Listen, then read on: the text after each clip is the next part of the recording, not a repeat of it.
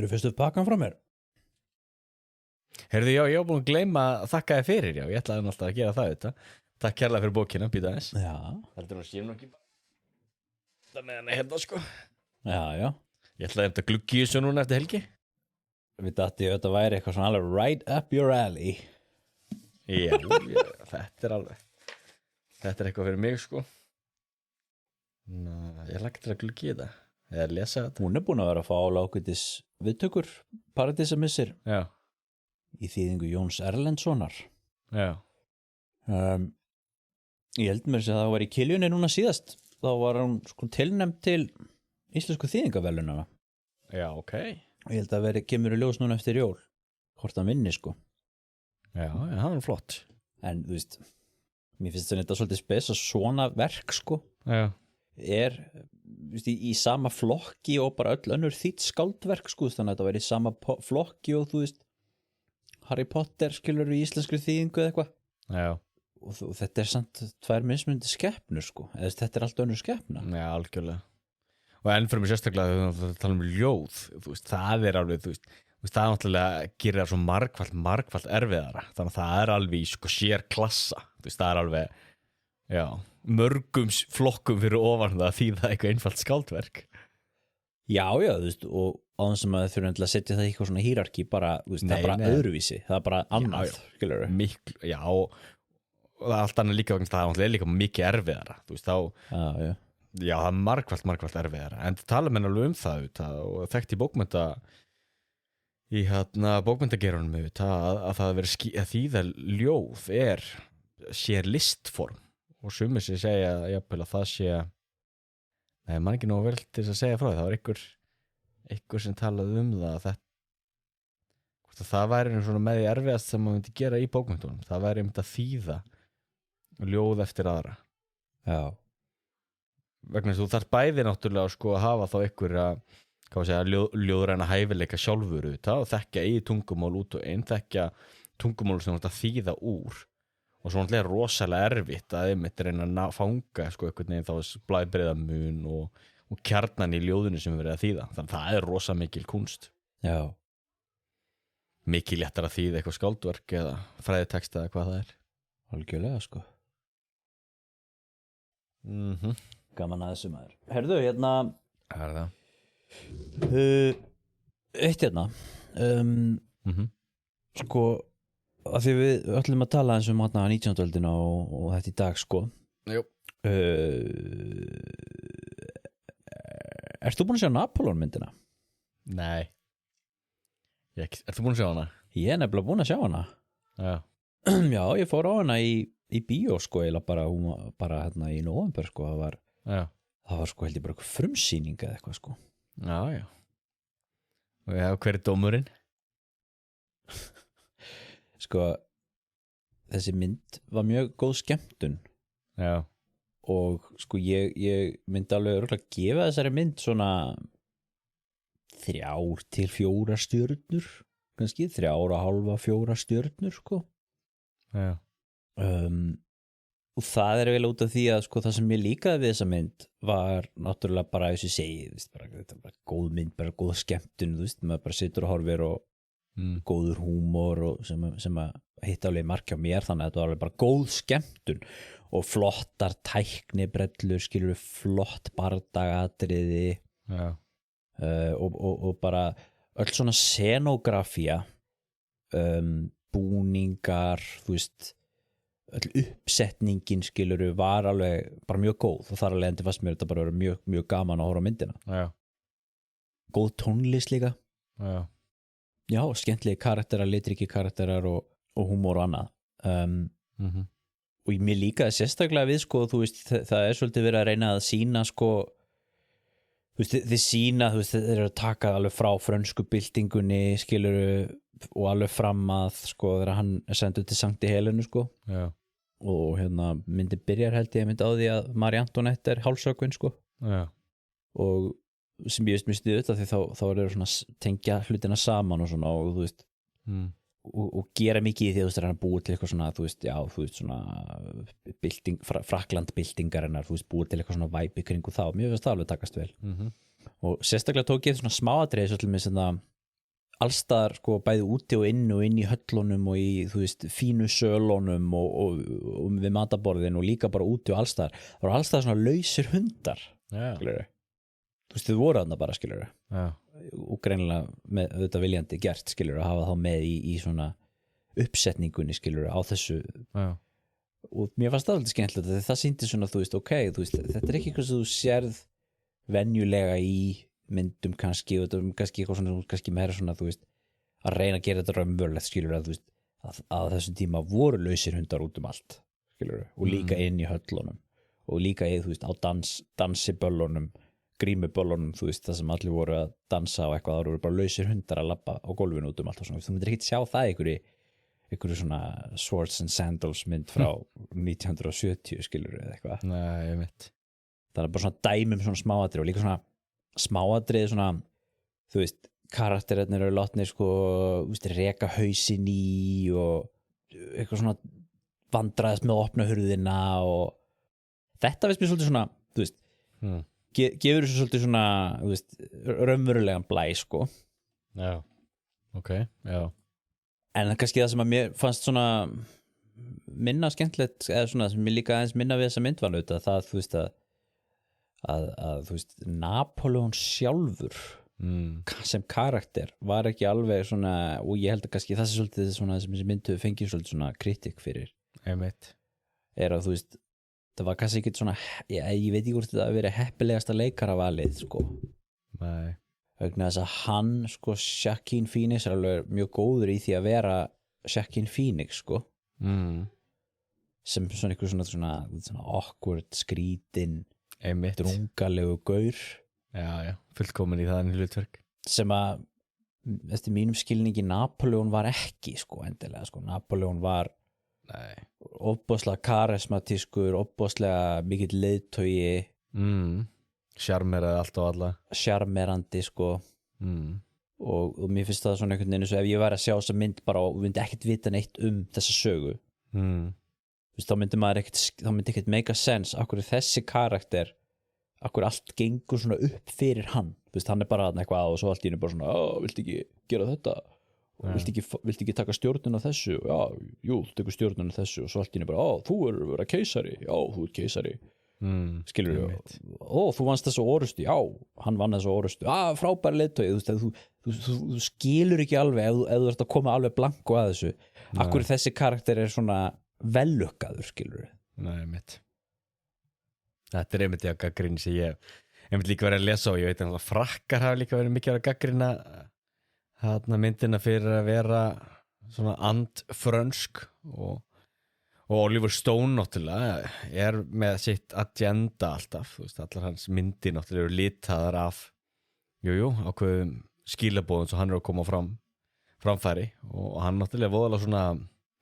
ég veit ekki hvað hann kalla, svona and-Napoleon þannig að hann gerir í því, veist, að mála Napoleon upp mála hann sem sko, einmitt eitthvað svona Hitler og harðstjóra og slíkt og myndin alltaf hefur gaggrínt einmitt fyrir allt þetta sem þú ert að tala og ekki það, veist, ég er ekki búin að sjá myndina en ég veit það ekki kannski horfa á hana en þá ætlum ég einmitt líka ef ég sest niður að horfa á þessa mynd þá er ég ekki að fara að horfa á hana með það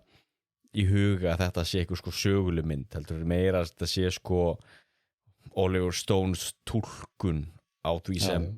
gerðist og þá sem einmitt skemmtun og því geta alveg séð fyrir mér hún sé sko skemmtilega þú reynir að leggja allt þetta sögulega bara til hliðar og njóta hennar sem þá listaverk þá bara sem skemmtum, bara sem afþreying bíómynd algjörlega og ég held að þess vegna margir hafa líka verið að gagnrýna einmitt fyrir það að það er svo erfitt með sögulega myndir að menn lappa oft eitthvað unguft að þessum sögulegu myndum með það í huga að þeir vilji fá núna alveg svona authentic það er alveg að fylgja sögunni en það náttúrulega ekki jafngóða bíómyndir eins og bara Braveheart þú getur mikið grína og viljum að því að þeir séu þarna með bláu málningun í andlitinu og svo tala hvað það er fáranlegt og skota pilsin og svona þetta er náttúrulega ekki sögulegt og passar ekki og allt það en þetta er rosalega flott þetta gerir myndina mikið flottari einmitt en mér finnst þessi mynd ekki sko þú horfir ekkert á þessa mynd vitandi það að þetta sé listaverk skilur, heldur getur alveg eins horft á þessa mynd sem sögulegur realismi eða þannig endurgerð af sögunni upplifði ég en náttúrulega þekkjandi bara til Napoleon og sögunar og svona eins og ég segi mjög góð skemmtun og mæla algjörlega með þessar mynd bara því hún mjög skemmtileg og þetta náttúrulega líka valið þarna þetta sko í handritinu á þessari mynd þá náttúrulega valið að sko fókusinn á samband hans við Jósefínu og þannig að þú veist þú veist ekkert að þú lærir ekkert til dæmis þessa sögu þannig síðan eitt það sem gerist þarna þú veist það bara þú veist í einni senunni hann hersöðingi í Egyptalandi og svo næstu senu hann að fremja valdarán og í næstu senu hann sko orðin mikill hersöðingi í Fraklandi og í næstu senu hann orðin keisari og í næstu senu hann komið til Rússlands og það alveg gert viljandi þetta í því skilur að vera ekki að þreyta áhorfendur með öllu þessari flóknu sögu sem þetta vissulega var sko ég mitt og svo náttúrulega hef ég líka lesið það vist einhverja sögu einhverja villur í myndinni líka einhver persóna var dáin sem spilar einhverja rullu í myndinni og eins þarna hann ekki látið fara frá Egyptalandi með út af því að Jósefína var að sofa hjá okkur það algjört kjaftaði þú veist það allan svona en Oliver Stone náttúrulega það gallin sko Oliver Stone nefnilega áhugaverður þarna hvað við segja leikstjóri fyrir það sakir hann svolítið svona hit and miss Gladiator til þeim alveg geggjuð þetta ekki Ridley Scott er það Ridley Scott? Já, þetta Ridley Scott, það ekki? Er ég búin að segja Oliver Stone alltaf á fullu? Þú ert búin að segja Oliver Stone, sko Er ég búin að vera að segja Oliver Stone hérna? Það snilt maður Við ég þarf að googla þetta Jú, alveg rétt, þetta já Ridley Scottu þetta Ég veit ekki okkur ég var að tengja því Ridley Scott, það Gladiator og Blade Runner og Alien og allt þetta ég veit ekki okkur ég var að segja Oliver Stone en allavega Ridley Scott náttúrulega veist eins og Gladiator er rosalega flott mynd og Alien myndin fyrstallið minnst það voru geggjuð en síðan verður sumt af þessu hvað við segja já hann einhvern veginn klúðurar oft hlutunum til dæmis Kingdom of Heaven til dæmis er til dæmis töluvert klúður sérstaklega svona sögulega séð og það var hann alveg með það Ridley Scott? Það minnum við að það sé Ridley Scott líka Kingdom of Heaven er náttúrulega eina mínum uppáhaldsmyndum að því að það er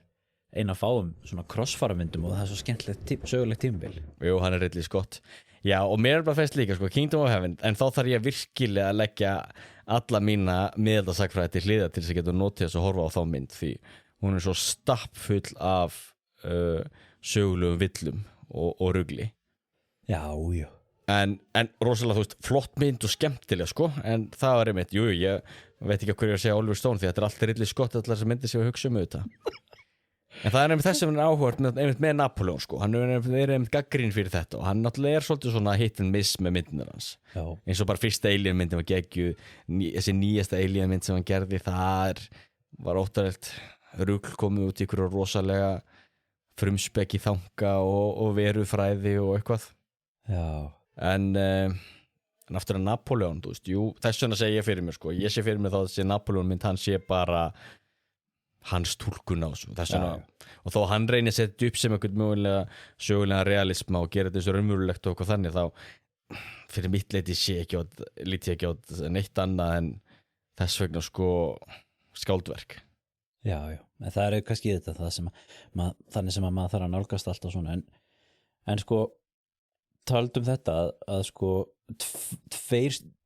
sjónvarpsþættir sem ég er búin að vera að horfa á nýlega er annars vegar The Crown þannig að nýjasta serían er núna sko þannig að Dianu og þannig að Prins William og þetta allt saman bara sem er að gerast bara fyrir 20 árum síðan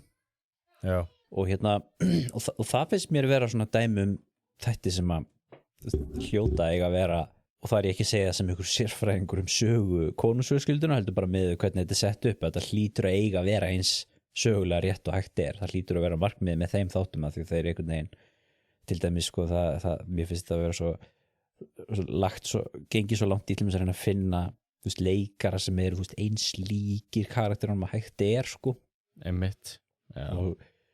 tekst mjög vel til í mörgum tilfellum en að það allan svona stræka mig sem svona þáttur sem á að vera mjög raunverulegt getur vel verið að hafa rangt fyrir mér í því. Nei, en fengur ekki einmitt mjög góða gagnrýni einmitt hvað það varðar. Fyrstu seríurnar, hvað það væri einmitt vel unnið og já, sögulega rétt, allavega nokkuð rétt. Já. Þangað til síðasta serían kom sko, því ég veit náttúrulega nýjasta serían, hún hefur einmitt verið skotin niður einmitt fyrir það að vera lélugust, þannig að já. Allavega margir hafa verið gagnrýnir einmitt fyrir það, þeir hafa mist svolítið boltan og höndunum hana. Já, það getur vel verið sko. En nei, svo eru aðri þættir sem ég var búin að horfa á, sem eru norskir þættir sem að heita Makta og fjalla sko norska verkamannaflokkin á, þú veist, árunum 1970 til 1980, það er þetta komið bara til 1981 núna sko, þangað sem ég kom inn í þáttunum og fjalla svolítið Gro Harlem Brundtland sem var þessi forsætisráðherra í verkamannaflokknum, skilurðu, og það eru geðveikslega góði þættir vegna þess að þú veist að það er verið að reyna sko að það er verið að segja ykkur sögu, sannsögulegir atburðir, skilurðu, og sannsögulegir karakterar og allt það, en það er viljandi tekið mjög mikið skáldaleyfi til þess að þetta sé eins og leikrit eða satýr og ein leiðin sem þeir gera þetta allir er að þú veist, þeir nota alltaf svona, allir karakterinir í svona 70s og 80s fötum, skilur, og alltaf með sígaretturnar og svona, skilur, og risagleru og svona, og myndin er svona, þú veist, þetta er svona eins og þetta sé svona gömul myndavél, skilur, en síðan þeir eru tekin skotsko úti utandira, þá eru þið bara út á götu í Oslo í dag, skilur, og þú sér bara rafmagnslaupahjól og Teslur og og eitthvað svona, skilur, og hérna senur sem eru teknar upp fyrir utan þinghúsið, skilur, við 20. júlí minnismerkið, skilur, og eitthvað svona, skilur, þannig að það, og leikarinn til mér, það er alveg skiptinningamál þó leikarinn sé eitthvað dökkur á hörund eða okkur innflytjenda bakgrunn eða eitthvað sem myndi ekkert make a sense, skilur, að því það bara alveg svo að vera að horfa leikrit upp á senu, skilur, þá skiptir ekkert máli. Nei, mitt. Áhugaverð blanda. Pointið er þá að þetta sé, þú veist, í rauninni bara svona svo satýr, skilur, svolítið svo Death of Stalin, skilur. Já, mitt. Þú veist, þegar það er svona, þegar það er búið að segja þeir sem áhorfandi, sko, þú veist, já, ok, ég á ekki að trúa þessu 100%. Þá getur maður bara halla sér aftur og bara haft gaman að þessu, sko. Já, mitt. Og það skiptir bara miklu máli. Ég mæli með þessum þáttur eru mjög skemmtilegir, sko. Já. Það er lítið þetta. Mitt. Jæja. Hvað er annars að frétta af þinni sagfræðilegu vegferð, Ólafur minn? Já, það er nefnilega mitt það. Ég fór einmitt á stúfana og er búin að vera sökkva mér í krímstríðið. Já. Ef við þá kannski fara að byrja þáttinn okkur krímstríðið? Jú, við höfum gert það. Það er svona, ég kláraði bókina sem ég búin að lesa fyrir klukktíma síðan, þannig að þá get ég, það var svona á síðasta snúning ég rétt marði að koma mér í gegnum en áður við byrjum að taka upp. Þá bara segjum við það, þá byrjum við þáttinn 3, 2, 1.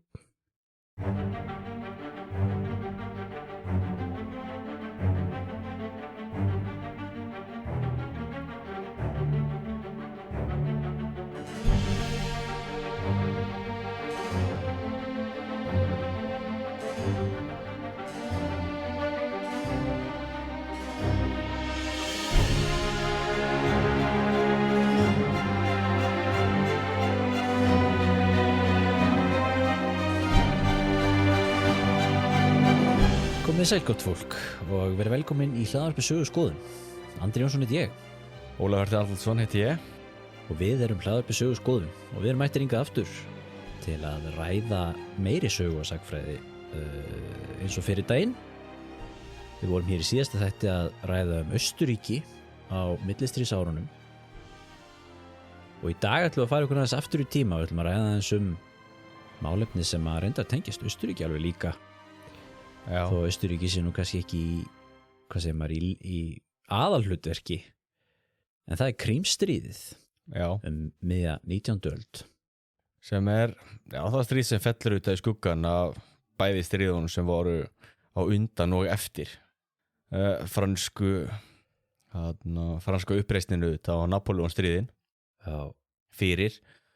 og svo náttúrulega var þetta langt friðartímabil og svo náttúrulega hafa þessi stríð 19. aldar þetta fallið í skuggan á fyrri heimsstyrjöld og svo náttúrulega ekki minnst seinni heimsstyrjöld þannig að Krímstríð svolítið svona sérstaklega stríð einmitt þarna á milli þess að tveggja stór stríða og heimsatburða en skipti samt miklu máli að þið hafði þetta töluverð áhrif áhugavert með Krímstríð við við höfum oft svona komið inn á þetta og við vorum einmitt að tala það að það alveg komið tími til þess að 19. öldin fái smá ást og athygli hér í hlaðvarpinu í 19. öldin hefur ekki verið mikið í sviðsljósunni hjá okkur Nei og en hins vegar höfum við þetta oft svona í okkar spjölli hér svona í framhjálplaupu þetta farið þvers og kruss yfir 19. öldina og meðal annars Krímstríð og þetta tengist það beint við málefni sem við höfum rætt við höfum talað skal ég segja rússneska keisaradæmi, við höfum talað tvíbyltinguna eins og Hobsbawm kallaði hana innbyltinguna og frönsku byltinguna við höfum rætt það allt saman og stórveldin öll þannig að það kannski komið tími til að taka þetta svolítið fyrir því þetta auðvitað stórmerkilegt Algjörlega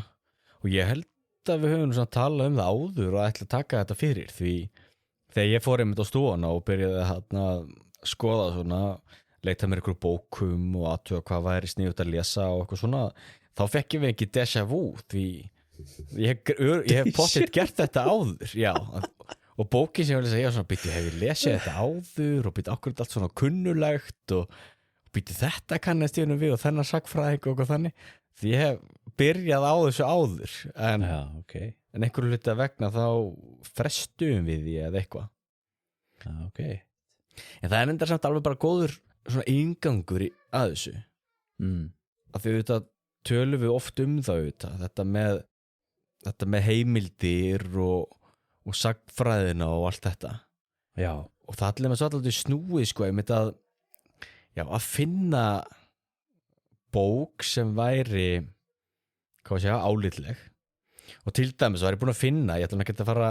endilega að rauna yfir en sagfræðingin, ég var búin að finna bók sem ég langaði til að lesa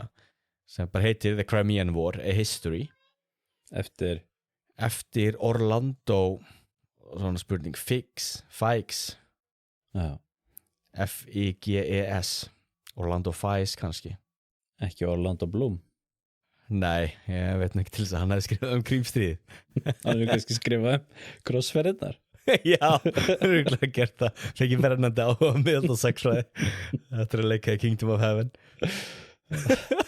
þegar ég líkur indjókur í hlaðvarpinu það er snilt maður Já Nei, því það er nefnilega, þú veist, bók sem fær flotta dóma og virðist margt gott hann að segja en sér þetta verið skoðað en svona sagfræðing og þá sá ég það einmitt að hann hafi verið að vinna allir með þessa bók gúlagið í þá Sovétríkjunum og hafi verið þá einmitt að tala þá við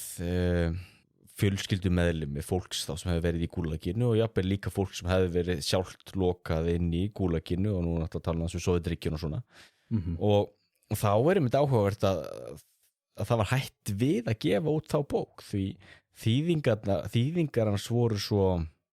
slæmar ef maður notar það orð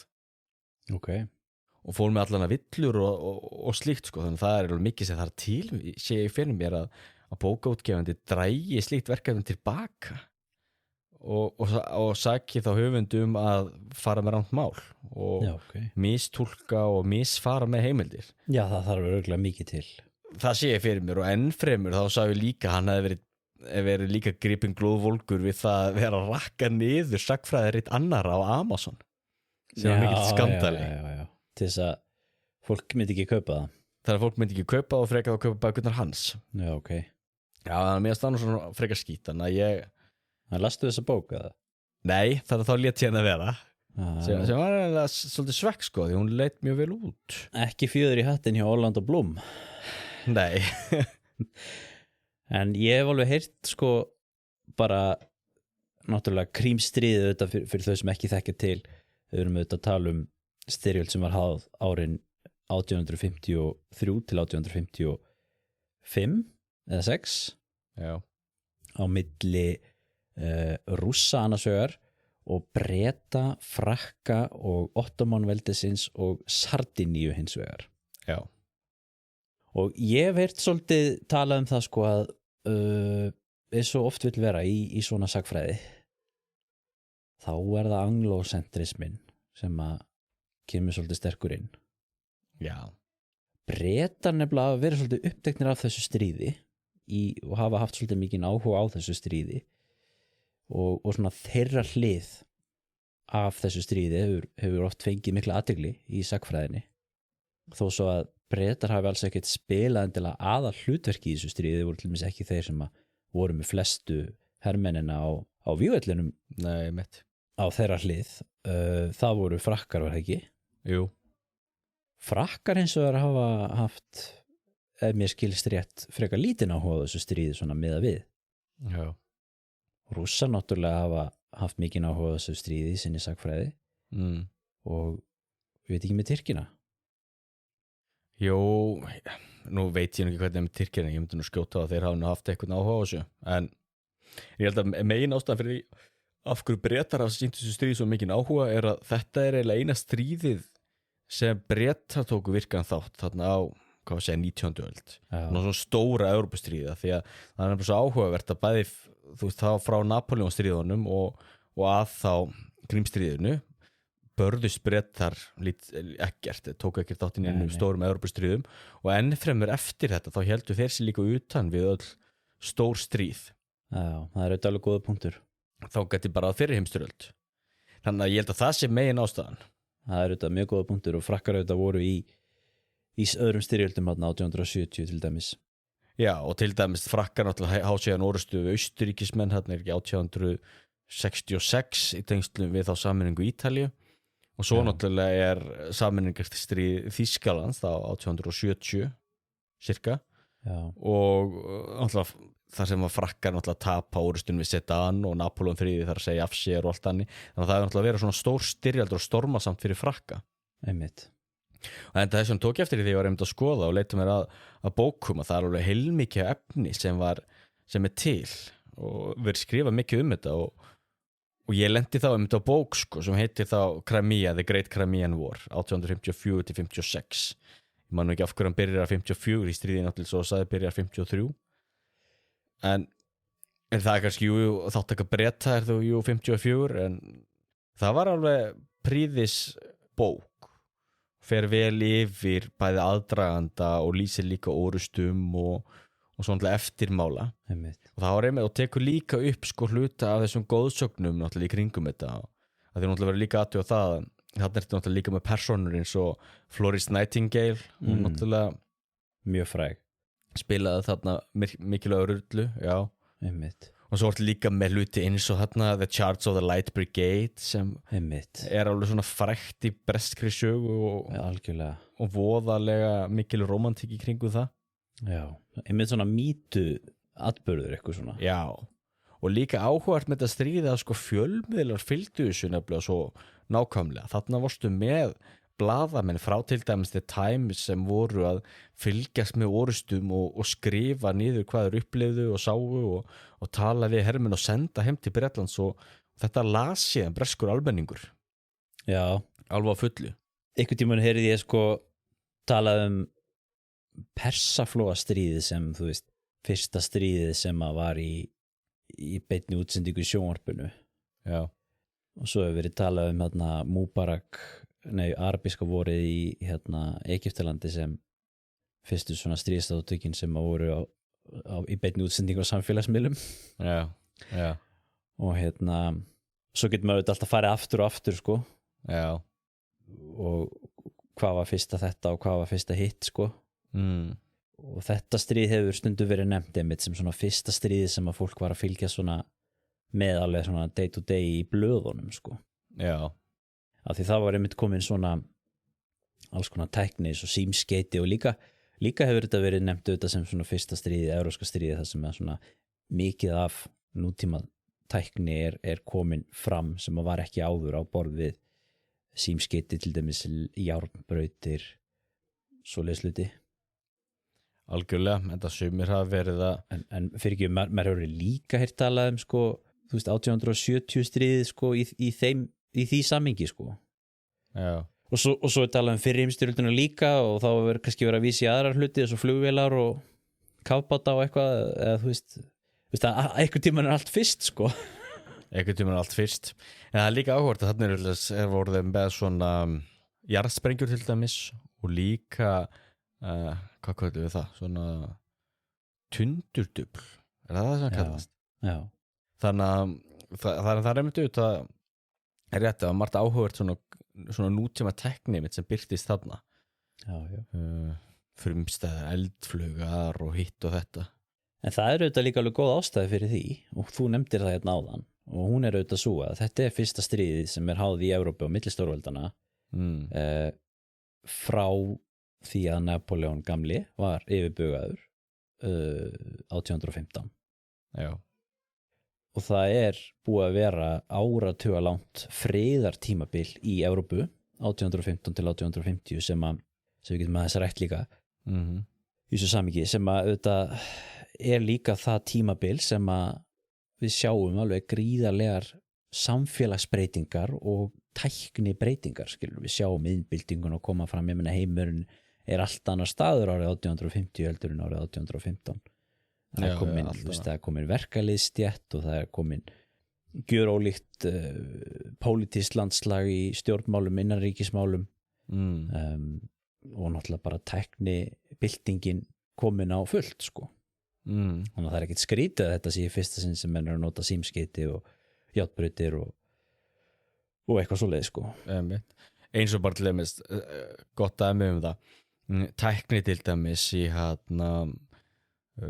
sjóhernaði að þú ferð frá því að vera bara með seglskip yfir að þú komið með skip sem eru gufuknúin og með skrúfu. Já. Náttúrulega gífurlega breytingar að vera með slík skip, en það sem er þetta áhugavert að það voru það var ennþá einhver seglskip sem tóku þátt í orustunni, en það var náttúrulega úrelt skip auðvitað í krímstíðinu. Já. Þannig að þú veist, það voru gífurlega tæknibreytingar. Og þú ert ennþá með þarna líka gamaldags riddaralið sveitir. Jú, og þarna sér maður einmitt líka kannski svona vandan við sko, hvernig maður er að nota riddaraliðið og hvað tilgang hefur það, en jú, það er náttúrulega þjónaði ákveðum tilgangi út og þá sér maður náttúrulega líka, hvað maður segja, kannski svona leifar af þessum gömlu svona riddaraljóma, maður kallar það eins í til dæmis þegar þessar árás þá The Light Brigade sem var einmitt svona riddaralið sveit sem var síðan máluð upp í miklu dýrðarljóma. En ef við hoppum kannski aðeins tilbaka og lítum aðeins kannski á aðdraganda stríðs, að þá er náttúrulega áhugavert að sjá það þú náttúrulega verður að byrja og svo fara bara snögt yfir sögu en þá í kjölfar þá auðvitað Napoleon styrjaldanna og eftir að Napoleon endalega tapaði það og fríði var komið 1815 að þá náttúrulega var stöðugt tímabil í marga áratugi í kjölfarið á því. Þangað til svona, 1848 náttúrulega var mikið byltingarár. Til dæmis fjall ekki einveldið í Kaupmannahöfn í kjölfarið á því. Byltingarári. Jú, alltaf ekki. Það minni mig. Já. Og svona voru byltingar eiginlega alla Evrópu. Ottomannaveldið varð ekki fyrir barðina á þessum byltingum. Það var það rosalega gamaldags og einangrað. Rússland líka var það einangrað. Það voru ekki byltingar þar en til dæmis Austurríki, þeir Frans keisari, hann þurfti nú að Frans Jósef, hann þurfti nú að fá aðstoð frá félaga sínum í Rússlandi til þess að berja niður uppreist til dæmis í Ungverjalandi. Pældi því Frans Jósef fyrsti sko, hann er nýtekið við sem keisari í austuríska keisaridæminu á þessum tíma um 1848, mann ekki nákvæmlega ártali sem hann tók við sko. Já. Og hann deyr 1916. Já, hugsa sér. Þú veist, það er hann sem að fer með Austurríki Ungverjalandi fyrir heimsstyrjöldina. Pældi hvað hann er búin að vera ógeðslega lengi, skilur. Já. Og bara, þú veist, ríkja yfir þetta er svona þessir þjóðhöfðingjar sem ríkja svona lengi svo, þú veist, Elisabeth Önnur og svona, þú veist, bara ríkja yfir landinu, fari gegnum bara að þvílíka breytingar, sko. einmitt þannig alltaf ríkja í hálfa öld sko. Já, hugsa sér og það var enda svipa með hann Alexander annan rússakeisara hann hafði með tekið við ungur og var búin að ríkja í marga áratugi þegar stríðið braust út Já, Nicholas visti Já, og var einmitt sko hann var þessi svona strong man of Europe hann var svona aðal kallinn með þetta sko stóra, sterka Rússland á bakvísi sem að menn litu á sem stórt og stert alltaf þetta komið ljós að var ekki jafn stert að menn trúðu en Nei, ótrúlega áhugavert við náttúrulega þetta fórum að segja þetta vorum að tala rússneska keisaradæmi og svona hvernig þú veist rússneska keisaradæmi kemur hérna út úr þessum Napóleonsstyrjöldum sem svona sigurvegari og þú veist 1815 eru rússar þú veist á svipum stað þeir eru 1945 þú veist það svona þeir koma inn og bjarga Evrópina gæsalappa frá andstæðingnum sem þessu tilfelli Napóleon og franska byltingin og verða svona þú veist á fyrirhluta aldarinnar sko þá fara rússar svolítið og sérstaklega Alexander og svo Nicholas visti sem tekur við á honum 1825 fara í svona þetta hlutverk sem er mitt svona þessi strongman og þessi svona verndari ultra íhalds í álfunni og það er auðvitað náttúrulega svolítið það sem að gerist þarna 1815 skilur er að þú veist öll stórveldin sem að sigruðu Napóleon að þau koma á nýju kerfi til þess að koma í veg fyrir að það verði aftur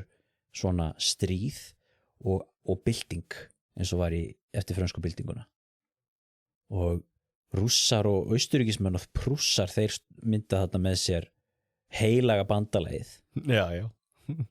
og það er rauninni svona þú veist Alexander átti hugmyndina því sko að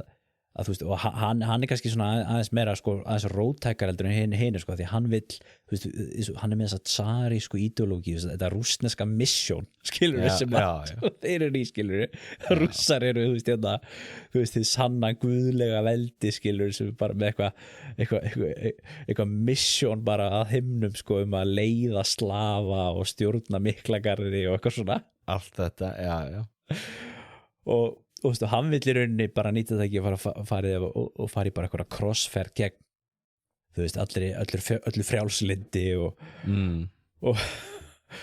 trúfrelsi og öðru sko og í raun og veru er það mjög áhugavert og það er eiginlega af hverju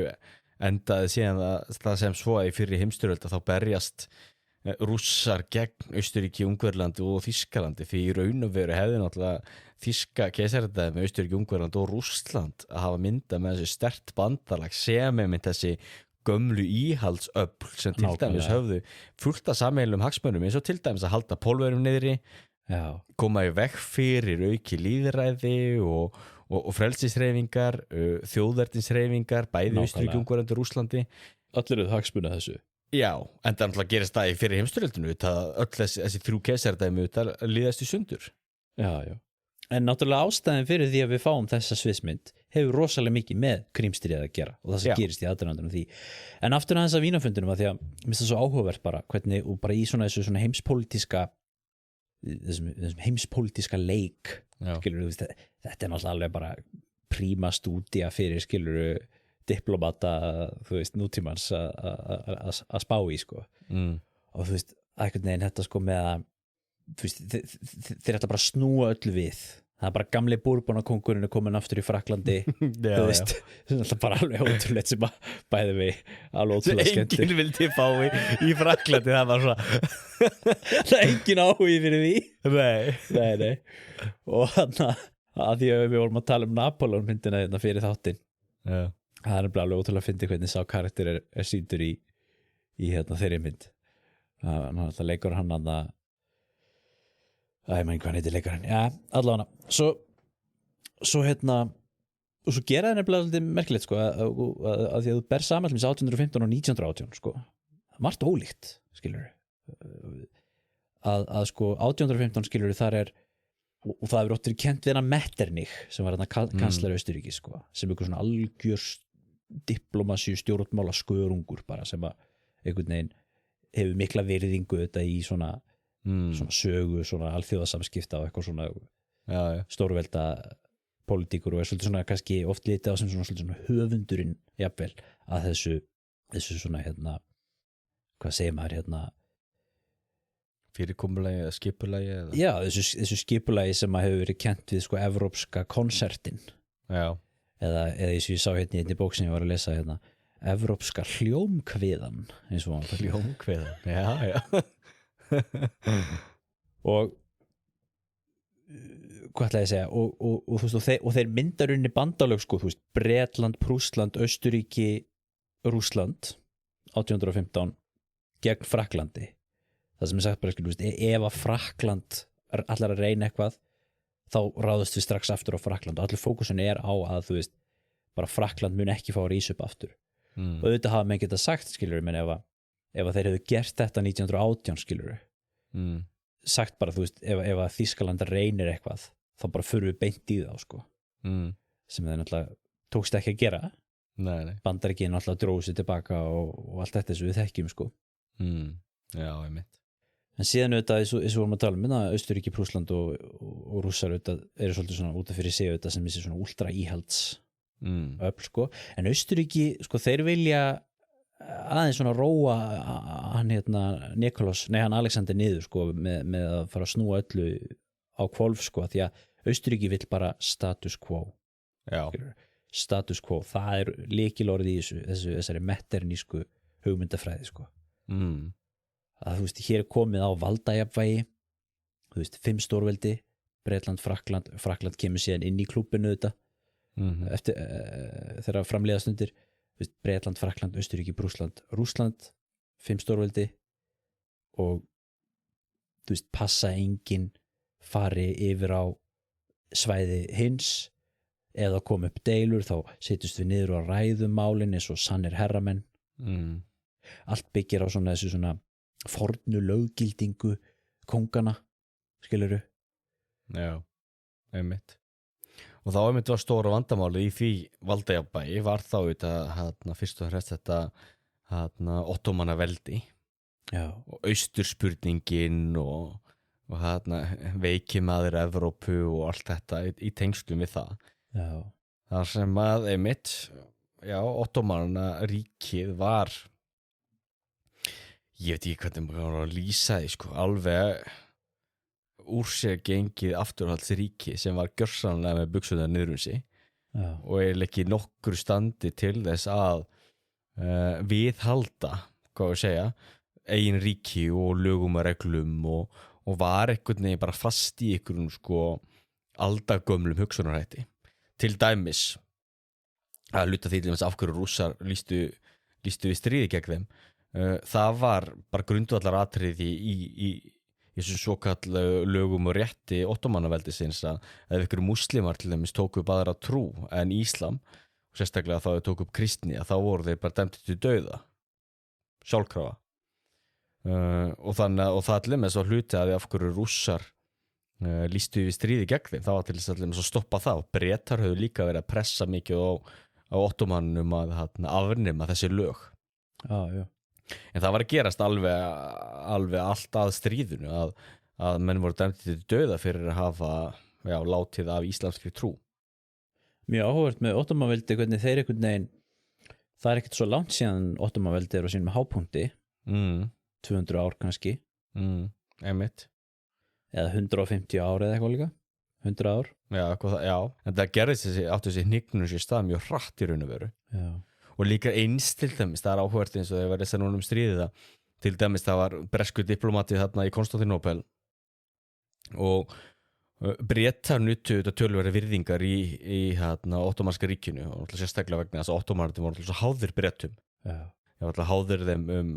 lánveitingar og þetta líka stuðning sérstaklega gegn Rússlandi því Rússar vildu náttúrulega bara þurrka það út þá hafði til dæmis, sko þá hafði einn af ættingjum soldánsins til dæmis drepið frillu sína sem var Kristín og myrt hana og það var engar afleiðingar út af því hann alltaf var ekkert svo til saka en eitt slíkt og þá sagði þessi breski diplomati að fyrir breskan herramenn væri ekki hægt að hafa þennan mann nálægt sér þannig þá til dæmis var greip soldáðin inn í þá og fjarlæði þennan mann þá, hvort hann var ekki flotamál og ráðherra eða eitthvað slíkt, gegndi allan mikilvæg embætti í stjórninni. Og þarna sér maður, þú veist, líka hvað þetta var rosalega, sko, bara barbarist ríki að ýmsu leyti. Þú veist, ottómanarnir voru það, þú veist, þú varst ennþá með kvennabúrið og soldánuna sem ólust upp þar við geldinga og frillur og allt baktjaldamakki þar. Endalaus launráð, spilling. Það bara þess að sérst að lýsa Bísanska ríkinu. Nákvæmlega. Nákvæmlega. Þetta sér áhugavert að náttúrulega Bretum og frökkur náttúrulega blöskraði síðan þegar við byrjuðum að berjast með ottómönunum hvað var mikið spilling í hernum og hvað gekk illa einmitt. En það náttúrulega var sko tyrkneski herin og ottómanski herin náttúrulega var gjörsamlega rotin.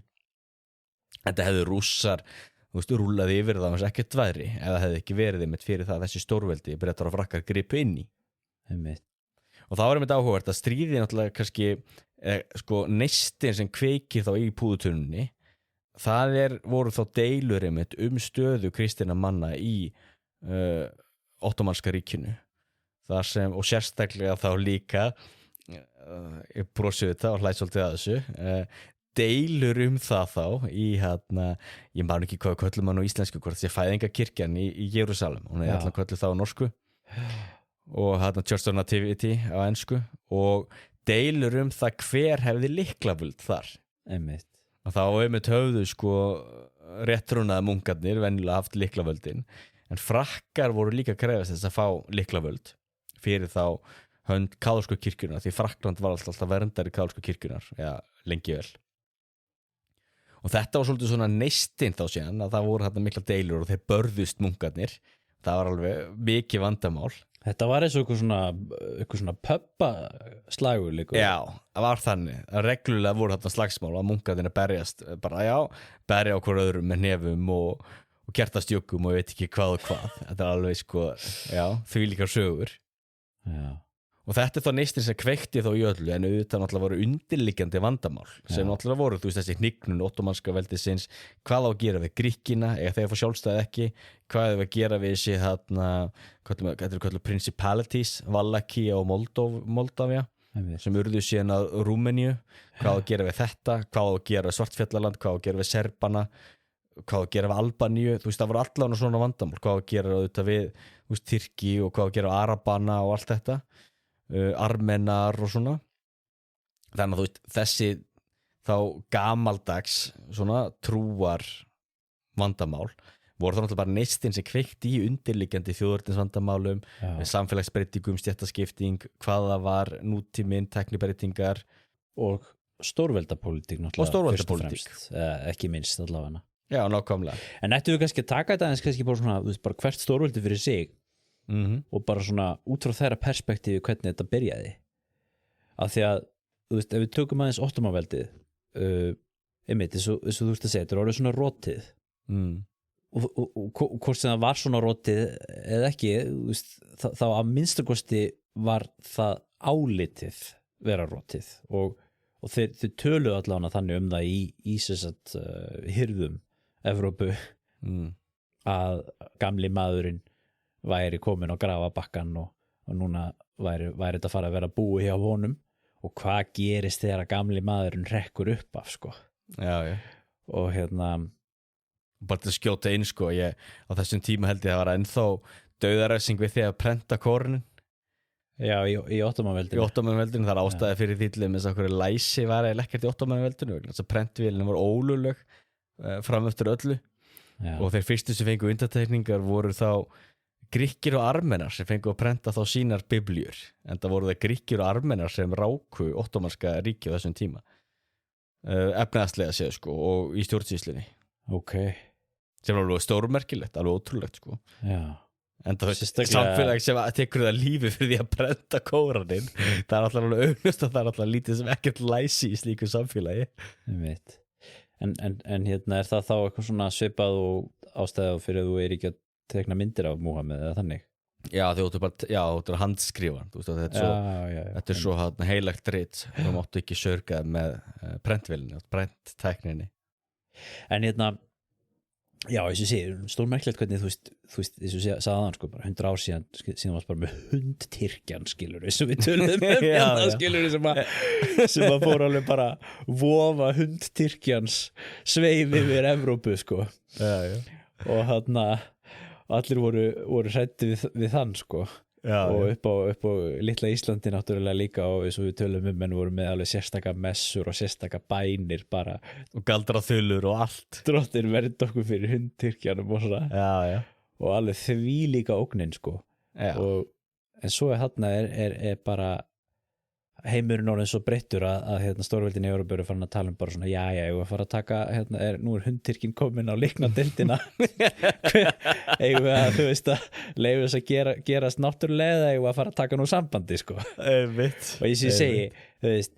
ég þekkit ekki það vel að þú veist ég ætti endilega fullur þetta að vera svona þetta var allavega svona sem að þeir litu á það skilur og svo þetta þess að þú segir þetta með að vera svona háðir Bretum og svona eins og Bretar auðvitað á þessu tímabil 1815 til 1850 þetta eru Bretar náttúrulega búin að breytast yfir í þetta gríðarlega framleiðslu iðnaðarveldi og eru að breytast mjög hratt skilur og eru þú veist að framleiða vörur og selja út allan heim og eru mjög háðir auðvitað þessum mörkuðum sínum og ottomanskir markaðir voru mjög mikilvægir markaðir fyrir breska heimsveldið þetta fyrir svona fullunnar vörur frá Bretum og svona og svo náttúrulega kemur inn í þetta og náttúrulega Bretar voru ekkert að passa upp á ottomanuna út af einhverju góðmennsku og kærleika til Tyrkja heldur þvert á móti var þetta hræðsla við útþenslu Rússlands og sérstaklega það með áherslu á það að Bretar drottnu yfir Indlandi og Indland alltaf var einhvern mikilvægastu mörkuðu Bretlands og það var náttúrulega hræðslan við það að Rússar eða myndu komast til dæmis og ná Konstantinópel og ná sundinu þarna og komast inn á Miðjarðarhafið þá geti það náttúrulega ógnaðu þetta stöðu Bretlands í austurhluta Miðjarðarhafs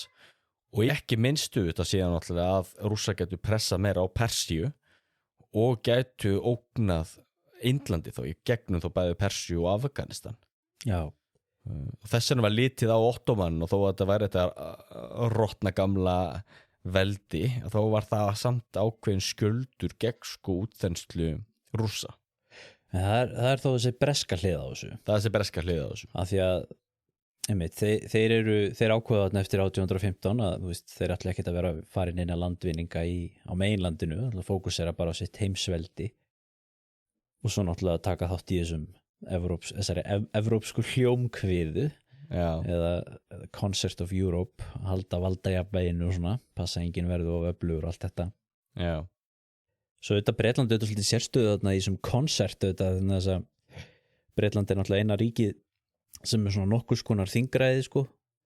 og frjálslynd gildi og það sem menn hafa nefnt þetta er að í Bretlandi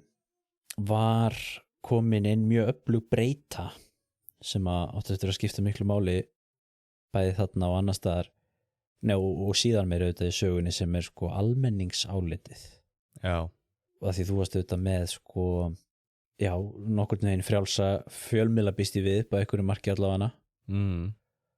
og það sem fólki var að tala á kaffihúsunum og svona í millistéttinu og svona það skipti máli fyrir pólitíku svona og þetta var mjög erfitt fyrir til dæmis Alexander að skilja, Rússakeisara þannig að þegar hann var að tala við einhvern breska lorda og einhverja lávarða þá ímyndið að hann sér þetta væri bara svona svo Rússlandi þegar hann ákvaði eitthvað þá búið að ákveða það á meðan að þetta lávarðir í Bretlandi skiptir ekki máli af hversu flottir ættu varst eða hvað varst valda mikið þú þurftir alltaf að einhverju leyti auðvitað að fylgja almenningsálæti og þinginu og allt slíkt og náttúrulega sérstaklega þarna þetta því að þarna ertu líka komið þessu tölum fjölmiðlarnir þú veist er svona þetta ekkert nýjung kannski á þessum tíma en þú veist svona fjölda útbreiðsla og fjölda lestur á blöðum og samfélagsumræðu og svona er komið á fullt þarna þetta sem kannski var ekki áður. Nei, og til dæmi sko breskir herforingjar og leiðtogar þá í Krímstríðinu og skrifað heim og gerðu það, skrifuðu heim og skrifuðu í blöðin, kvörtuðu undan ykkur í stríðinu og settu þannig pressu á þetta stjórnmálamenn. Óhugsandi að rússneskur herforingi hefði getað gert eitthvað svipað. Nei, og svo ertu með þetta sem þú varst að nefna með breska óttan við Rússa að þeir einhvern veginn, og það svolítið athyglisvert og kannski það sem oft gleymist þetta, því að það sem gerist náttúrulega síðar á öldinni náttúrulega er að Bretar verða svona andstæðingur Þjóðverja náttúrulega, og enda náttúrulega mótið þeim í fyrir heimsstyrjöldinni og aftur þessu sem vorum að tala um á hann að einhvern veginn það er náttúrulega að Þjóðverjar og Rússar og þessi íhaldssömu öfl hefði einhvern veginn verið gegn frá lýðræðisöflunum þannig séðan. En að það eru stundu verið talað um það sko að Rússar voru svo mikil ógn fyrir Breta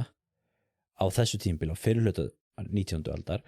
og það er eitthvað sem helst mjög lengi út 19. öldina og það er ekki fyrir svolítið seint skilur að Bretar fara að líta á Þjóðverja sem sína helstu óvini og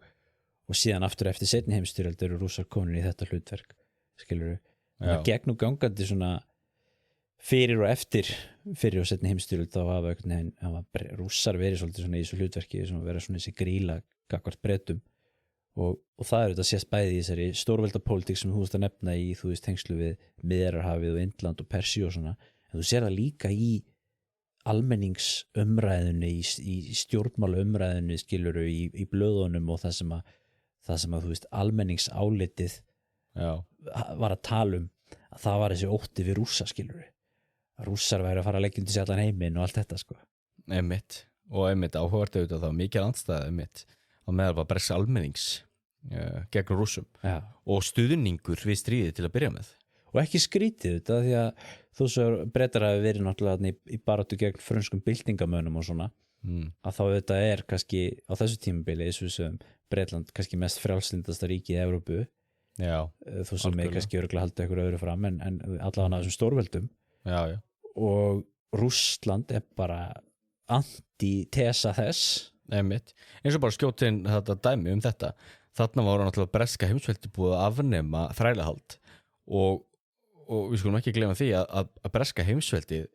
eyddi sko miklum fjármunum í að leysa upp þrælahald náttúrulega innan breska heimsveldisins og ekki minnst síðan að berjast gegn þrælahaldi alls þar annars þar í heiminum og til dæmis héldu Bretar úti miklu flotastyrk á Atlantshafi þar sem að þeir sigldu með frá ströndum Afríku og fóru borð í öll þrælaskip sem þeir náðu og tóku þrælarna þá og frelsuðu og sigldu með aftur til Afríku og þarna voru þeir þá að taka sko spænsk skip og hollensk skip og hvað það var og börðust alveg hatramlega gegn þrælahaldi á meðan í Rússlandi þessum tíma var ennþá bara bændaánuð og það er oft talað bandaríska frelsistríðið og Bandaríkjunum sérstaklega gagnrýndu þetta fyrir að vera ennþá með þrælahald í Suðurríkjunum þar en á sama tíma sem það var borgarastríð í Bandaríkjunum til að leysa það vandamál að það var ennþá bændaánauð í Rússlandi og rússneski bændur voru bara þrælar það bara kallað annað en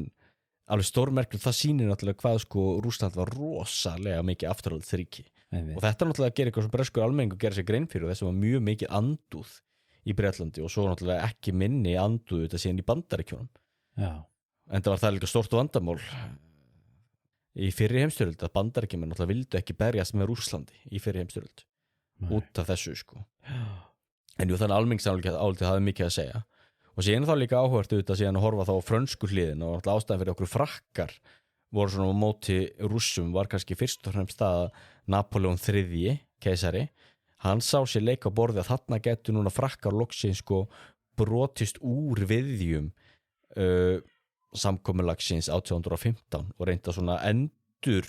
nákvæmlega eða draga nýjar línur á Evrópukortið og breyta landamærum og svolítið hefna líka Waterloo og svona, taka sér svolítið svona nýja stöðu í Evrópu. Sko Napoleon III er alveg merkilegu karakter oft svolítið komísku karakter Karl Marx kallaði hann einmitt farsa sko, mást ekki hann sagði fyrst kemur sko manstu þarna hinn raunverulegi og svo eftir það kemur þú veist farsinn, hvernig þetta var eitthvað frækt kvóti í Karl Marx Jú, mér ámur þetta, ég bara man ekki eftir hvernig þetta var tala þú veist Napoleon og svo Napoleon III sko. Já hann held að vera ekki með þetta kvóti en ég held með þess að við höfum talað um þetta ekkert þegar við töluðum um Napoleon allavega hann frendi upprunalega Napoleons og Bonaparte Já og býttu nú við, hvernig var þetta hann fremur valdar á hann bara mjög skömmu fyrir krímstríð, við talum 1852 eða eitthvað líka sko, bara mjög skömmu áður en þetta fer allt í gang á það og kemst í valda, hann stofnar aftur svona keisaradæmi og kemur aftur með þessa symbolík frá Napoleons tímanum og það stundum rætt með hann sko að sko, vissuleiti var þetta almenningsálit svolítið mikilvægt líka í Frakklandi sko, vegna þess að hann var svolítið upptekinn af því sko, hann var svolítið svona upptekinn af því að gera það sem að gerði hann vinsælan og að skora þú veist, skora prik hjá fólki og þá vil mér verið nefnt það þú veist að af því að Frakkland var í þessari stöð að hafa tapað skilur og það voru þeir sem voru kúaðir og þú veist svolítið svo Þjóðverjar eftir fyrir heimsstyrjöldina sko, setti svolítið í skammakrókinn að þá þegar hann kemur og segir eins og þú segir hérna, þú veist við viljum að rísa aftur upp skilur að þá var alls konar svona hópar sem að pressa á hann að gera það og sérstaklega alltaf herinn skilur og þessi svona herfóringjar og svona sem að þú veist eru svolítið hrifnir af því að nú komin einn að Bonaparte skilur sem allar að þú veist að sína þessum Rússum í tvo heimana sko og svo þetta með kirkjuna þetta að hann var líka upptekinn að skora stig sko hjá kirkjunni skilur því hann var svolítið svona þurfti svolítið svona eitthvað til þess að löggilda sína nýju valdaráns stjórn hvað háður því og þá sér maður það að þá tók hann upp þess að þá baráttu þarna í Jerúsalem þá á milli þá kaþólskra munka og réttrúnaðar munka hver ætti að hafa lyklavöldin þarna í fæðingakirkjunni og þannig að hann notar þetta svolítið sem tylliástæðu til þess að líka ná sér þá í meiri virðingu fyrir Frakkland á alþjóðavettvangi og þetta er kannski þetta er kannski framandi eins og leiti fyrir okkur í dag en sko þú sér það mjög vel þegar maður byrjar að lesa bréf og lesa svona orðræðu aðalsmann og diplomata á 19. öld að þessi sko virðing skiptir svo miklu máli en þetta er áhugavert að mikið af þessum mönnum til dæmis voru að heyja einvígi við hvern annan og það var bara eðlilegt sko, þú varst kannski sendiherra Bandaríkjamanna á Spáni og svo skoraðir þú eitthvað kalla á Hólm og svo var það bara svona já, mikilvægt maður þarf að berjast fyrir heiður sinn þetta ímyndaðir ef einhver sendiherra í dag myndi skora einhvern annan á Hólm þú veist mikill heiðursmaður, hann segir að hann í einvíginu nákvæmlega þannig að þú veist þetta bara var eðlilegu hlutur á þessum tíma þannig að þá allt einu urðu svona spurningar eins og hver fer raunverulega með lyklavöldin mikilvæg tylliástæða og þá tók hann upp sko málstað kristinna manna í Ottómanska ríkinu og síðan skulum við þetta en við skulum samt litið það sem svo það er raunverulega ekkert langt frá því að Frakkar berjast fyrir kaþólska minnihlutann í Ottómanaveldinu og því sem við gerum í dag í raun og veru eins og til dæmis Bandaríkjamenn sem fóru inn í Sómalíu á 10. áratugnum til þess að stoppa borgarastríði þar eða til dæmis að Bandaríkjamenn sprengdu til dæmis Júgóslavíu og Serbana til þess að verja þá mannréttindi að þú ferð frá því að þú ert að verja þinn minnihlutahóp sem er þá kaþólikar í tilfelli Frakklands, réttrúnaðarmenn í tilfelli Rússlands yfir í það að þú ert farin að verja fólk almennt bara grundvelli mannréttinda þannig raun og veru maður dregur þær línur þá er það kannski skiljanlegra en ekki það verður þetta bentu á það líka og Bretar til dæmis sem breski stjórnmálamenn veltu þeirri spurningu fyrir sér hvernig myndi breska heimsveldi taka í það ef Napoleon III og Frakkar ætluðu að gerast verndarar kaþólska, írska minni hluta hópsins í breska heimsveldinu það hefur ekki verið tekið vel í það en það líka þetta að sko þarna ertu með líka og þessna líka þessi atburður svo skemmtilegur í þessu heimsögulega sviði að setja þetta í samhengi við þú veist það sem að gerast á þessum tíma sem eru þessar þjóðfélagslegu hræringar í Evrópu að þú veist það þessi þú ert komið nýja stétt sem verkaleg stétt skilur, það eitt og svo ertu náttúrulega með þjóðernishyggjuna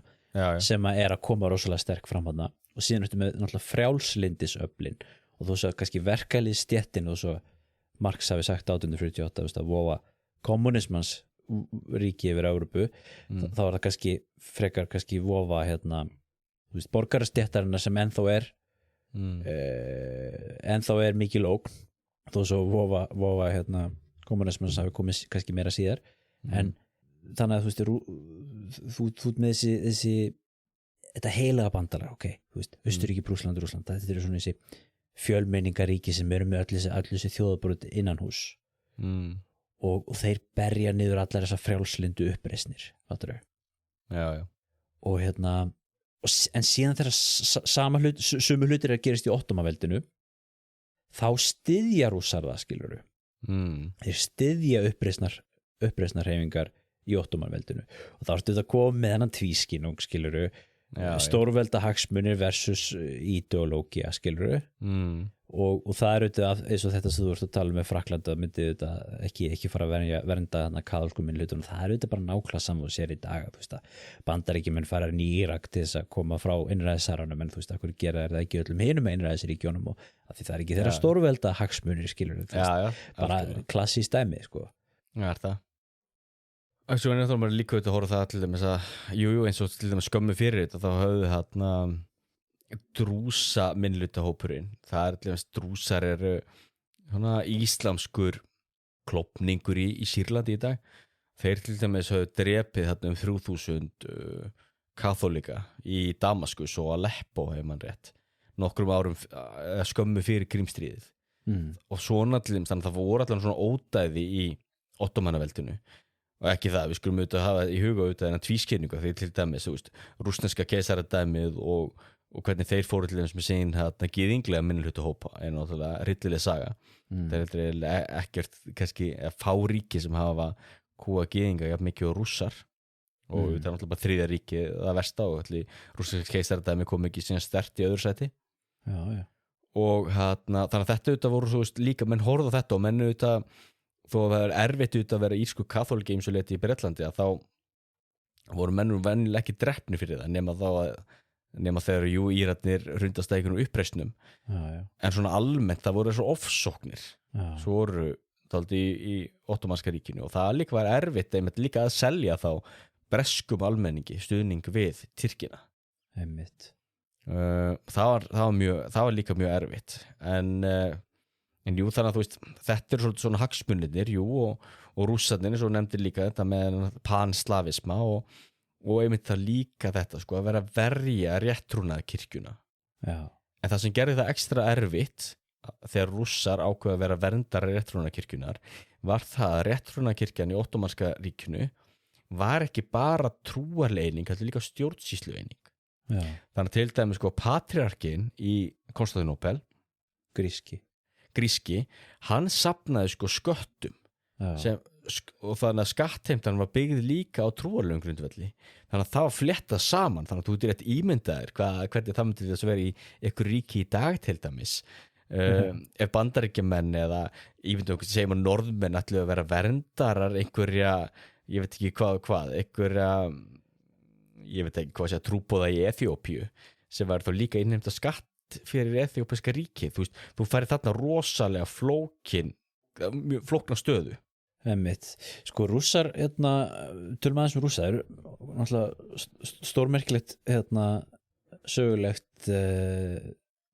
sviðsmynd af Rússlandi þarna. Við höfum, ég maður þegar við tölum rússneska keisaradæmi, við tölum aðeins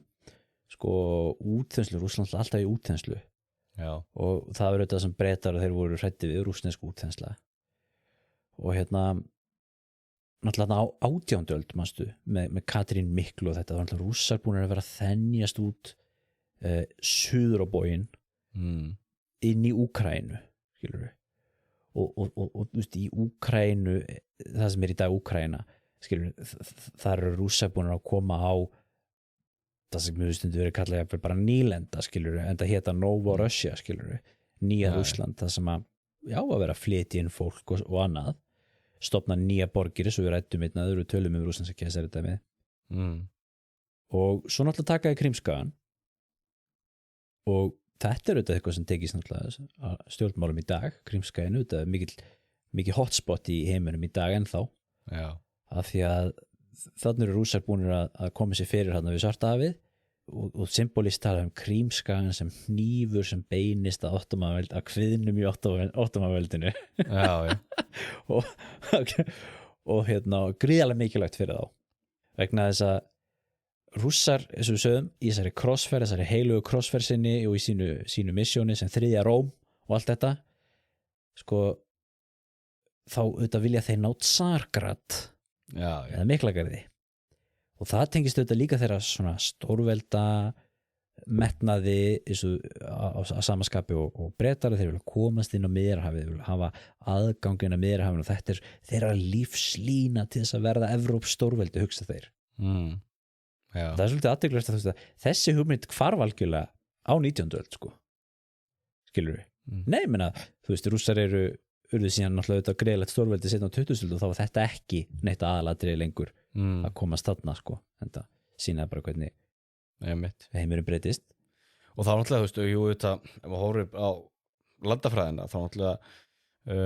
megni allir með verslunu þetta fóru gegnum hann Svartahafið því það náttúrulega líka hlutaði svo að það Svartahafs hafnirnar einu borgirnar eða hafnaborgirnar sem eru íslausar að vetri til en það sem áhugavert við þetta að í þessari útþenslu Rússa suður á bóginn og í áttunni þessum hníf sem stingst að Ottomanveldinu að þá eru háð fullt af stríðum við Tyrki og það eru örugglega alveg alls konar skilgreiningaratriði hvernig þú telur það en svo síðasta tala sem ég sá var að þeir hefðu háð 12 stríð við Tyrki alls og Krímstríð eitt þeirra Rússar unnuðu flest þannig að sko Rússar alltaf að poti Tyrkina og svo þú ert komin á þennan stað þarna evrópski konsertinn engin má vera of öflugur Tyrkirnir að deyja það eru uppreisnir og þjóðurnislegar uppreisnir í Tyrklandi á sama tíma auðvitað Rússland og Austurríki þjóðafangelsi eins og þau voru kölluð stundum og hann Rússar, Alexander og Nikulás fara á stúfana og tala við hinn stórveldin hvað hefur að gera í þessu skilur, verðum við ekki að skipta þessu upp og ef að við komist ekki að einhverju niðurstöðu þá bara gerum við það sem við viljum sko þeir voru mjög mikið til í að fara og ná í þessu, þá kemur þessi panslavismi inn í þetta, þeir vildu fá áhrif á Balkanskaganum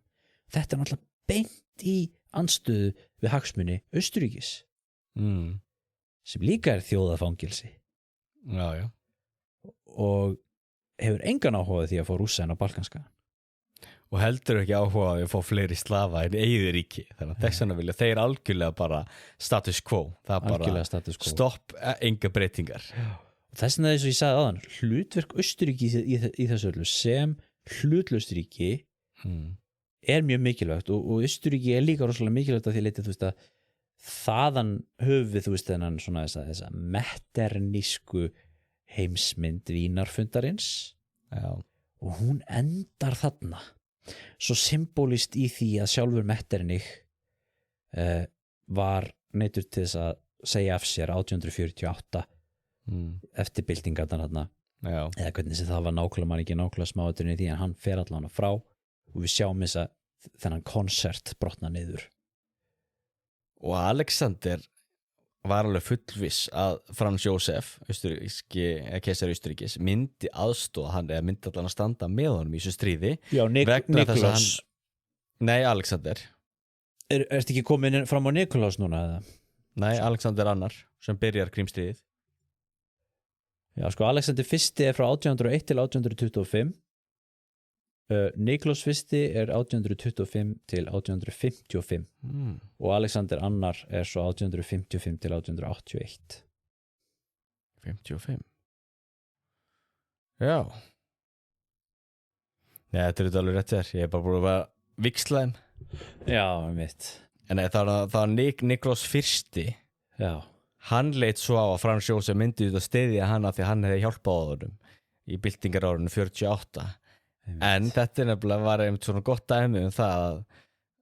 það getur náttúrulega gerst að þegar maður aðstóðir eitthvað sérstaklega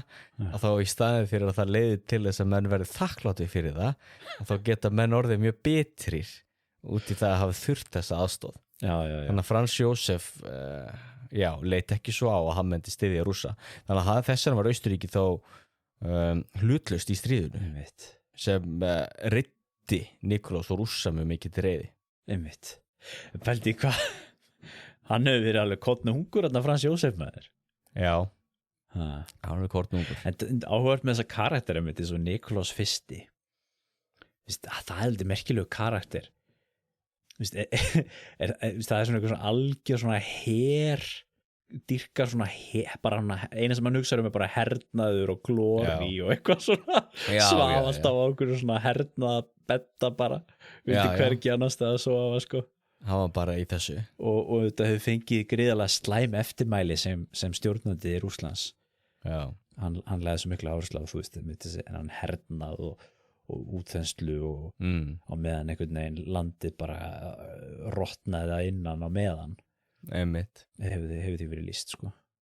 En það var alltaf það síðan stríði náttúrulega Krímstríðið þetta sýndi hvað Rússland stóð illa það var náttúrulega ótrúlegt að sko, ég held að þetta sé svona landganga eitthvað flóknast sem þú getur gert í hernaði það að segja þetta að sigla með her og skip og reyna að taka land einhvers staðar og berjast síðan þar alveg einstaklega flókið og erfitt en það þannig, ég menn ekki söguna þú ert eiginlega ekki með nein dæmi slíkar aðgerðir þú ert með, ég seti heimstyrjaldir úr með innrásunum Normandí en til dæmis ástæðan fyrir því okkur svo innrás tókst var vegna þess að megni að þýska hernum náttúrulega var á Austurvíkstöðunum ef Þýskaland hefði ekki verið þar það hefði verið óhugsandi og það hefði bandamenn ekki einu sinni reynt það Nei. Það að Frakkar og Bretar hafi getað siglt með her og tekið land á Krímskaga sem náttúrulega bara í bakgarðinum á rússneska keisaraveldinu og heimsveldinu og að Rússum ekki tekist bæði fyrsta lagi þá að stoppa þá og svo í öðru lagi að hrekja þá síðan í sjóin að það hafi ekki tekist náttúrulega sýnir sko hvað Rússland var rosalega veikt og vanmáttugt Einmitt algjörlega og ég held að staða Rússlands fyrir og eftir þetta stríð eru þetta algjörlega eitthvað sem við þurfum að ræða síðan og eftir þurfum við ræðum kannski einmitt eftirmálan og hvaða áhrif þetta hafði og svona Einmitt En þá að því við erum búin að tala hvað hagsmuni þjóður höfðu Austurríki þá vildi í raun og veru bara hafa hlutir eins og það voru Prússland var svo að maður geta beita sér neitt frammi fyrir en þeir á endanum sem studdu þá Austurríki, sérstaklega þá Austurríki byrjaði að pressa með Rússland lengra inn í stríðið og síðan er þetta líka með þetta sérstaklega fyrirbrigði náttúrulega að Sardinia og Piedmont tók náttúrulega líka þátt í stríðinu Og er það ekki þarf maður ekki átt að segja á því að fyrir mörgum þá hljómar Sardinia bara eins og eitthvað hér að Ítalíu eða eitthvað en er það ekki rétt hjá mér að það eru þeir sem síðan endur náttúrulega með því að keyra sammenningunni í gegn eða er ég að rugla? Nei, rétt hún kom fyrst og fremst frá þeim Þannig að Sardinia Piedmont er svona eins og Prússland Ítalíu Já, maður getur alveg borið það þannig saman og ástæða fyrir því að okkur þeir voru taka þátt í þessu stríði var að sýna stórveldunum að sammenning Ítalíu væri ekki bara einhvers konar uppreisnar líður og vandamál heldur væru þarna almennilegi stjórnmálamenn sem hægt var að treysta og þannig þá sákuðu þeir að styðja Breta og Frakka til þess að reyna að fá meiri stuðning fyrir sammenningu Ítalíu og það sem er svo áhugavert líka við Krímstríðið að Krímstríðið sko fléttast inn í sig sko fullt af deilum og vandabálum og ögrunum eins og til dæmis sammenningu Ítalíu sem fléttast inn í þetta auðvitað Ottomannaveldi er náttúrulega kannski kjarnin í þessu og svona hægturlega fall þess en það flyttast líka inn í þetta valdadeilur til dæmis í Karabíska hafinu og í Norður-Ameríku því til dæmis Bandaríkin og Bretland voru hættulega nálægt að fara í stríði líka á þessum tíma því demokratar í Suðuríkjunum þeir vildu taka yfir Kúbu frá Spánverjum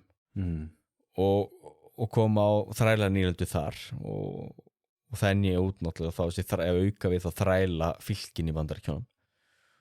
og Bretar voru að skipta sér líka af verslun í Bandaríkjunum þannig að það voru öfl í Bandaríkjunum sem voru líka að svona ógna Bretlandi og komu alveg og það var alveg hættulega nálægt að fara í stríð inn á milli á þessu tímabili sem mjög áhugavert og svo alltaf kemur líka inn í þetta alltaf rússa síðan alltaf seldu síðan Bandaríkjunum Alaska skömmu eftir stríðið og það var meðal annars vegna þess að þeir sáu það alltaf Bandaríkjunum voru að þenjast út og það var betra að selja það núna með gróða en að tapa því setna í stríði og þannig að þú veist það var allavega valdabaróttur sem kom inn í þetta en það líka sumir sakfræðingar hafa sagt að maður ætti ekki að kalla þetta Krímstríð heldur frekar að kalla þetta rússneska stríði því það alltaf var líka barist í Kyrrahafinu og í Eystrasaltinu en það kannski þessi anglocentrismi að fókusera svona á þetta þessar orustöðan í Sevastopol og nei, ég veit ekki Nei, þeir voru samt það var bresku floti sem sigldi inn Eystrasaltið og sprengdu til dæmis Álandseyjar í tætlur og bresku floti líka sér réðst á rússneska flotanum í Kyrrahafinu en náttúrulega megin þungi stríðsins þetta var á Krímskaganum og svo rótgróið út og glimti ég ætla að reyna að breyta nafninu núna en það er allavega hægt að kasta þið fram Já, það samt svolítið fyndið maður að googla Crimean War þá færður rosalega mikið bara um það sem að gerast í Úkraínu í dag Já Það svolítið mikið það sem fólk að tengja við þetta orð í dag En við ætlum að í tengslu við svo við klárum aðdraganda af því að við vorum að tala af því þú varst að koma að þessu með kirkjuna og að vera verndari og þetta af því það þetta kemur inn í þetta Nikulás fyrsti keisari þess ég var að segja að þeir eru búin að vera í mörgum styrjöldum við Tyrkina og þeir voru svolítið að vinna í því svolítið að gera Tyrkina að þess að hálfgerðu leppríkið skilur eða svona háða sér var það ekki þú veist þeir voru svolítið að vinna í því að þú veist að voru búin að þvinga Tyrkina gegnum hinn og þessa samningana til þess að veita sér hinn og þessi réttindi svo til dæmis þetta með þennan síðasta samning sem við gerðum það sem þeir voru búin að þvinga Tyrkina til þess að loka Bosporusundinu og Svartahafinu fyrir óvinna skipum og síðan túlkuðu hinn stórveldinu það þannig að það gilti ekki rússnesk herskip og það oft talað þetta sem svona einn af þessum stóru misskilningum í sögunni af því þetta var rauninni bara misskilningur skilur en þetta var svona hluti af því að rússar voru að reyna að temja Tyrkina til þess að verða eitthvað svona leppríki undir sér auðvitað líka og hluti af því þetta er að Nikulás fer fram á það við soldánin að hann lýsi sig yfir sem verndara kristinna manna í Ottoman-ríkinu sem að Napóleon III skoraði á Já, og þá sé maður út þessar eldgömlu deilur þá austur- og vesturkirkjunar til þess að skora stig hjá kaþólsku kirkjunni Já, og frönskum almenningi og einhvern veginn svona styrkja sína löggildingu og allt það en þetta er náttúrulega munur náði til þess að vera keisaraveldi byggt á vinsæld meðal þjóðarinnar og að vera þá mögulega keisari byggður sem er rótgróið keisaraveldi sem ekki er háð vinsældum meðal þjóðarinnar heldur einhvers konar guðlegri löggildingu eða eitthvað slíkt eins og náttúrulega Rómanóvarnir voru þetta er munurinn einræðisherran sem verður einræðisherra ekki á grundvelli fjölskyldur og ættar og eitthvað slíkt hann stendur náttúrulega alltaf mikið veikar því hann náttúrulega svo háður náttúrulega þessum almennu vinsældum það sér maður líka með einræðisherra eins og Stalin eða Hitler eða bara hver það er Mubarak í Egyptalandi í dag það allt annað, þess vegna náttúrulega var Napoleon III þá að fara í þess, taka þennan slag. En enda þetta svo ekki með því að sem sagt veikimaðurinn sem var komin á grafabakkann að hann svona reisti sig við og sagði sem svo að ég nú ekki alveg dauður ennþá og Bretarnir voru nú búin að gefa einhvers konar svona stuðningsyfirlýsingar þarna og þeir taka það skref að veita Frökkum þennan titil, verndari kristinna manna í Ottómaveldinu, eða ekki rétt hjá mér? Jú. Og þá trompast Nikulás. Já. Einmitt. Og þá einmitt, áhugavert í bókinu sem ég var að lesa, þá var einmitt einhverjar sem hvað kallar var þetta á íslensku, svona sykophant. Einhver af þessum köllum sem voru stuðugt að mæra Nikulás og ber eitthvað í hann og tala hvað hann var stórkostlegur. Þá vittar hérna í einhvern og segir sko að það hafi verið að segja við Nikulás að hann geti látið sér dreyma sko 7 inland seas and 7 mighty rivers from Nile to the Neva, from Elba to China, from the Volga to the Euphrates, from the Ganges to the Danube, such is our empire to be. Það rétt ímyndaðir Rússland sko og tegja sig sko frá Níl og allt sko lengst inn í Rússland og frá Elbu í Þýskalandi allt austur til Kína og frá Ganges og til Dónár, þú veist þetta. Já. Þetta eru kannski ágætis loka orð áður en við ættum kannski að láta staðan í hér, við erum nú búin að tala saman lengi og fara síðan í sjálft stríðið hér í næsta þætti eða framhaldi af þessum umröðum. Já, og okkur liggur greinilega svo mikið á hjarta að ég held að það sé alveg sniðugt að skipta þessu í tvend. Nákvæmlega. Þá segjum við það kæru hlustendur við snúum hér eftir í næsta þætti af Hlaðvarpinu Sögu skoðun og ræðum meira Krímstríðið. Verið sæl.